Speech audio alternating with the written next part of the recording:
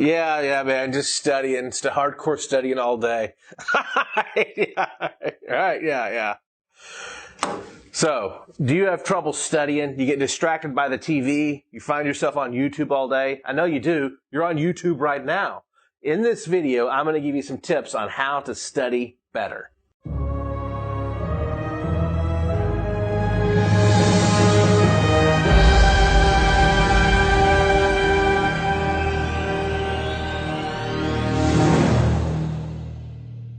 Hey guys, Ron White here from Stanley's Superhumans on the History Channel. There really is a way to study better and study more effectively. And in this video, I'm going to give you my 10 steps on how to study better.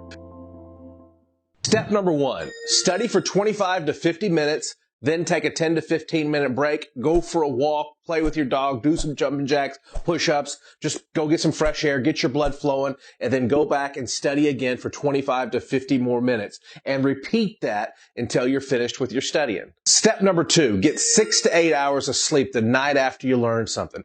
According to Dr. James Moss, is if you get a good night's sleep, 6 to 8 hours the night after you learn something, the next day when you wake up, you will remember it better than if you had a poor night's sleep and not at least 6 to 8 hours of sleep. 6 to 8 hours is actually known as the REM sleep. There are that 2-hour window, your brain will replay what it learned the previous day, and that's why you remember it better when you wake up the next day.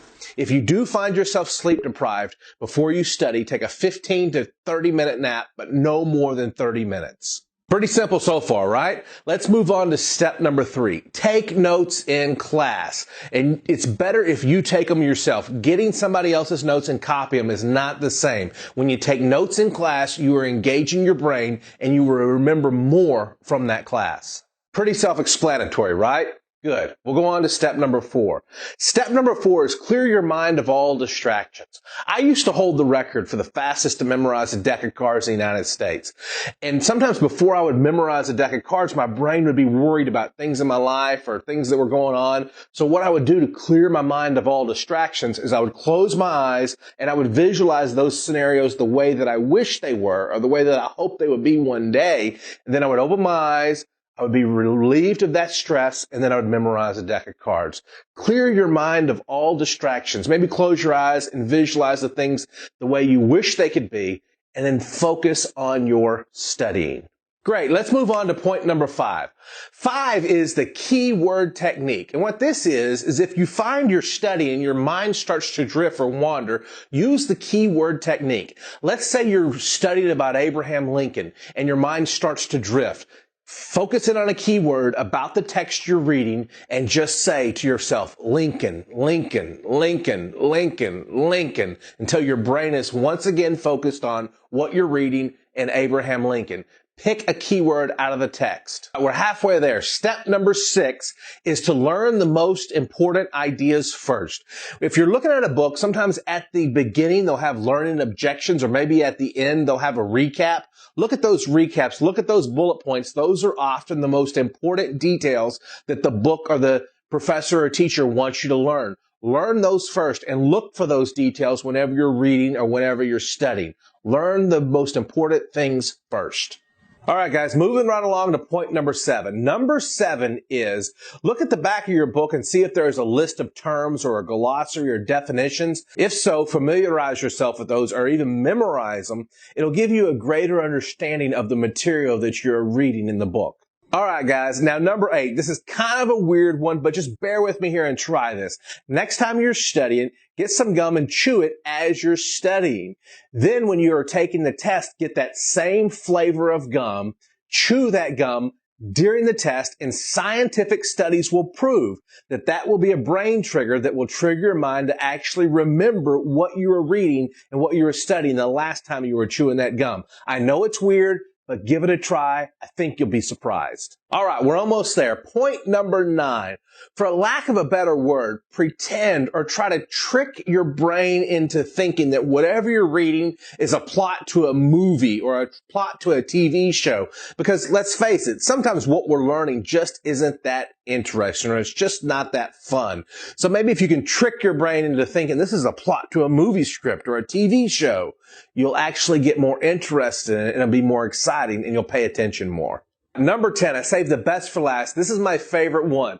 This is the memory technique that I use to become a 2-time USA memory champion.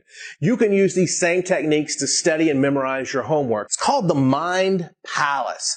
This is what you do. Stand in the doorway of every room in your home and memorize 1, 2, 3, 4, 5 pieces of furniture in each room.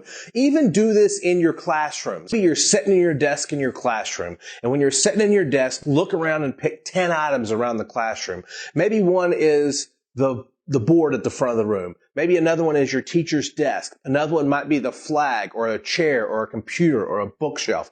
And number 5 to 10 spots all the way around that room. Then you take the information you're learning and you visualize it around the class. Let's say this is a chemistry test and you need to memorize the noble gases, the elements on the periodic table that are known as noble gases. Well, the first one is helium. So you turn that into a picture, and maybe the first location in your room is the board. So you imagine balloons are all around that board and they lift the board up into the sky. Let's say the next piece of furniture in that room is your teacher's desk. Well, the next noble gas is neon. So you turn that into a picture and you see neon lights all over your teacher's desk. You would do that with pieces of furniture going all the way around the room, turning each one of the noble gases into a picture. Then when you're taking your chemistry test and it says to write out the noble gases, you look up from the test and you see balloons and you write helium. You look at your teacher's desk and you remember there was neon light there, so you write neon. And you would go around the room writing out all the answers. The teacher will look at you and she'll say, "Hey, stop looking out the window. The answer's not on the window."